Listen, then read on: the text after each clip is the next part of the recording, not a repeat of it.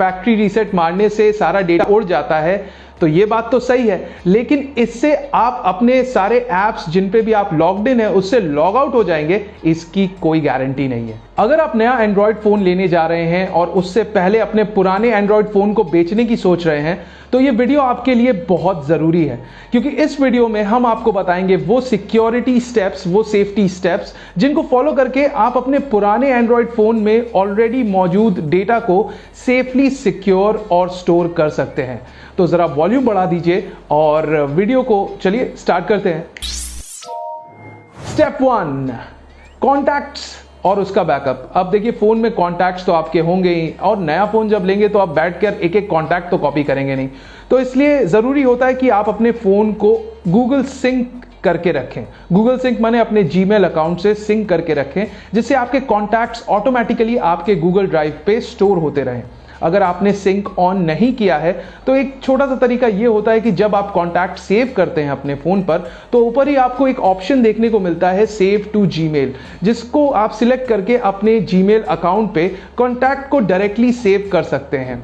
और इससे क्या होता है कि जब आप नए फोन पर अपने गूगल अकाउंट से लॉग इन करते हैं तो आपका सारा कॉन्टैक्ट आप एक साथ डाउनलोड कर सकते हैं। अगर आपने अभी तक सिंक ऑन नहीं किया है तो कोई बात नहीं, इसे मैन्युअली भी किया जा सकता है। इस यूआरएल पर जाइए और अपने कॉन्टैक्ट को मैन्युअली स्टोर कर दीजिए। स्टेप 2, अब अगर कॉन्टैक्ट्स का बैकअप बना लिया है तो अपने कॉल लॉग्स और मैसेजेस का भी बैकअप बना लीजिए। इसको करने के लिए बहुत सारे थर्ड पार्टी ऐप्स मौजूद हैं गूगल प्ले स्टोर पर। एग्जाम्पल के तौर पर ले लीजिए SMS बैकअप प्लस या रिस्टोर। SMS बैकअप प्लस की अगर हम बात करें तो इस ऐप को इंस्टॉल करके आप जब इस ऐप में जाएंगे तो उसमें आपको ऑप्शन मिलता है आपके कॉल लॉग्स और मैसेजेस को आपके गूगल ड्राइव पर सेव करने का। तो इसको सिलेक्ट कर लीजिए, अपने सभी कॉल लॉग्स और मैसेजेस को अपने गूगल ड्राइव पर ट्रांसफर कर लीजिए और वहीं से डाउनलोड कर लीजिए अपने नए मोबाइल फोन पर। सिंपल। स्टेप 3, कॉन्टैक्ट सेव कर लिए, कॉल लॉग्स और SMS का भी बैकअप बना लिया, तो अब बारी आती है फोटोज और वीडियोस की। इनको सेव करना भी बहुत सिंपल है। आप किसी भी गूगल ड्राइव या गूगल फोटोज या वन ड्राइव, ड्रॉप बॉक्स या किसी भी रिलायबल क्लाउड स्टोरेज का यूज करके अपने फोटोज और वीडियोस को स्टोर कर सकते हैं।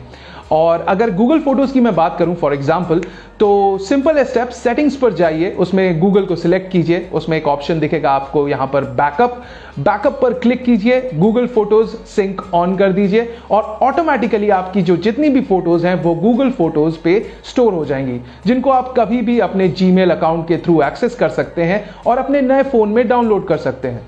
इसके अलावा एक ओल्ड स्कूल तरीका भी है, हम सबको ही पता है, और वो है एक्सटर्नल हार्ड डिस्क या SSD, जिनका यूज करके भी आप अपने फोटोज और वीडियोस को एक्सटर्नली स्टोर कर सकते हैं। स्टेप 4, अब आप सोच रहे होंगे कि फैक्ट्री रीसेट कब मारेंगे, तो भैया रुक जाइए। अगर फैक्ट्री रीसेट मारने से सारा डेटा उड़ जाता है तो ये बात तो सही है, लेकिन इससे आप अपने सारे ऐप्स जिन पे भी आप लॉग्ड इन है उससे लॉग आउट हो जाएंगे, इसकी कोई गारंटी नहीं है। इनफैक्ट लॉग आउट नहीं होते हैं। तो लॉग आउट करने के लिए आपको इंडिविजुअली हर ऐप पे जाके अपने आप को लॉग आउट करना होगा उस ऐप से। कई सारे ऐप्स ऐसे होते हैं जिसमें आप अपने गूगल अकाउंट से लॉग्ड इन होते हैं। उन ऐप्स की लिस्ट के लिए तो सिंपल है, सेटिंग्स पर जाइए और वहां पे ऐप्स पे क्लिक कीजिए और वहां पे आपको पूरी लिस्ट मिल जाएगी उन ऐप्स की जिसमें आप अपने गूगल अकाउंट के थ्रू लॉग्ड इन हैं। तो एक एक करके हर ऐप में जाकर इंडिविजुअली अपने आप को लॉग आउट करना मत भूलें। भले ही वो फेसबुक हो, इंस्टाग्राम हो, व्हाट्सएप हो, टेलीग्राम हो या कोई भी ऐप हो, प्लीज इंडिविजुअली हर ऐप पर जाइए। थोड़ा टाइम टेकिंग है, लेकिन यकीन मानिए ये आपके ही काम की चीज है। तो एक एक ऐप पर जाइए और इंडिविजुअली उससे लॉग आउट हो जाइए। स्टेप 5, अब ये एक ऐसा स्टेप है जिसको सुनने के बाद आई एम श्योर कई लोग कमेंट सेक्शन में ये लिखने वाले हैं कि बादशाह ये बताने की जरूरत क्या थी, ये तो हमें पता है यार, कम ऑन ब्रो। लेकिन देखिए कई बार जल्दबाजी में हम बहुत छोटी छोटी बारीकियों को मिस कर जाते हैं। तो स्टेप 5 है माइक्रो SD कार्ड और आपका सिम कार्ड याद से निकाल लीजिएगा। मुझे पता है आप जरूर निकालेंगे, लेकिन प्लीज चेक कर लीजिएगा ना, एक बार स्लॉट ओपन करके देख लीजिएगा कि कई बार होता है कि डुअल सिम फोन है तो एक सिम यूज कर रहे हैं तो वो निकाल लिया, दूसरा मिस हो गया। तो ऐसा कोई भी कंफ्यूजन ना हो, इसलिए भाई फोन लीजिए, चेक कर लीजिए कि उसमें से आपने अपना माइक्रो SD कार्ड और सिम कार्ड निकाला है या नहीं। तो याद से निकाल लीजिएगा, भूलिएगा मत। स्टेप 6, व्हाट्सएप पे अपना चैट का बैकअप बना लीजिए। बहुत सिंपल है। व्हाट्सएप खोलिए, सेटिंग्स में जाइए, उसमें चैट्स पे जाइए। चैट्स में आपको अपने आप दिख जाएगा बैकअप, उसको क्लिक करके आप अपना चैट का बैकअप बना लीजिए, ताकि आप जब नए फोन पर व्हाट्सएप इंस्टॉल करें तो आपके सभी personal professional communication automatically download हो जाए आपके नए फोन पर। तो व्हाट्सएप का बैकअप इज स्टेप 6।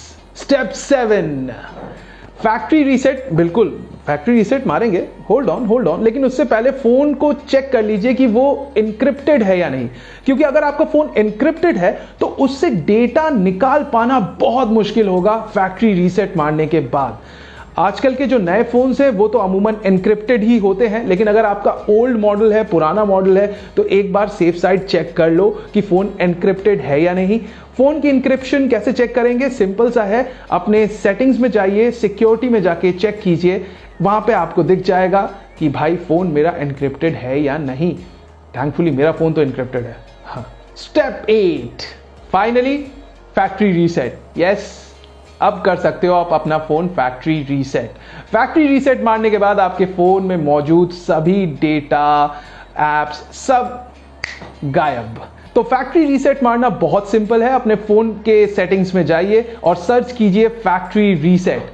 अब यहां पर फैक्ट्री रीसेट आपको दिख जाएगा और नीचे लिखा है इरेज ऑल डेटा। इस पर क्लिक किया और वॉला, सारा डेटा साफ। एंड फाइनली इस स्टेप को मैं नंबर तो नहीं दे रहा हूं, लेकिन हाँ ये स्टेप भी जरूरी है, और वो है अपने फोन को अच्छे से सैनिटाइज कीजिए, अच्छे से साफ कीजिए। कितना साथ दिया है उस फोन ने आपको, कितनी सारी मेमोरीज होंगी आपकी उस फोन से जुड़ी हुई, तो अच्छे से उसका ख्याल रखिए। अब विदा करने वाले हैं तो अच्छे से सजा के, साफ करके, अपने उसी बॉक्स में रख के एक्सेसरीज के साथ जब आप बायर को प्रेजेंट करेंगे तो यकीन मानिए रीसेल वैल्यू थोड़ी सी बढ़ जरूर जाएगी। तो फोन को साफ सुथरा करके अपने बॉक्स में पैक करना ना भूलें एक्सेसरीज के साथ। बाकी ये वीडियो अगर आपको पसंद आया और अगर आपको सच में यूजफुल लगा तो कमेंट सेक्शन में हमें बताइए कि और क्या चीज़ें हैं जो हमसे शायद मिस आउट हो गई हो, जिनका ध्यान रखना ज़रूरी है। बाकी इसे शेयर करो अपने हर उस दोस्त के साथ, अपने हर उस घर वाले के साथ जो अपना पुराना एंड्रॉयड फ़ोन बेचने की सोच रहा है, क्योंकि ये स्टेप्स सभी के काम आएंगे। और टेक तक को लाइक, शेयर, सब्सक्राइब तो आपने किया ही होगा, नहीं किया है तो प्लीज़ करो और देखते रहो टेक तक। फिर मिलेंगे।